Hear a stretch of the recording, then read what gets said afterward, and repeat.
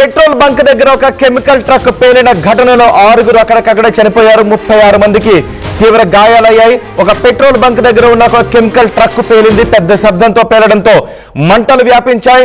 ఈ మంటల్లో ఈ పేలుడు కారణంగా 6గురు స్పాట్ లోనే చనిపోయారు. చూడండి ఒక్కసారి, దట్టమైన పొగలు వ్యాపిస్తూ ఉన్నాయి. పైగా అది రాత్రి సమయం.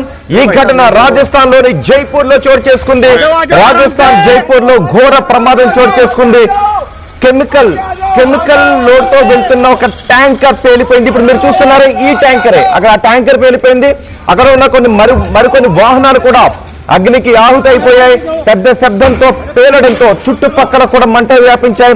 కొన్ని మీటర్ల దూరం వరకు ఆ మంటలు వ్యాపించి ఆ కెమికల్ చుట్టుపక్కల ఉన్న వెహికల్స్ పై కూడా పడి. చూడండి ఒకసారి బ్లాస్ట్ అవుతున్న సందర్భంలో పెద్ద ఎత్తున మంటలు వస్తున్న దృశ్యాలు కూడా మనకి కనిపిస్తున్నాయి. ఒక్కసారిగా అక్కడ ఉన్న జనం అంతా భయభ్రాంతులకు గురయ్యారు. పైగా పెట్రోల్ బంక్ కావడం, పెట్రోల్ బంక్ దగ్గరలో ఈ ఘటన చోటు చేసుకోవడంతో ఒక్కసారిగా భయభ్రాంతులకు గురయ్యారు. దాని ప్రభావం పెట్రోల్ బంక్ పై కూడా పడుతుందేమోననే భయాన్ని వ్యక్తం చేస్తారు.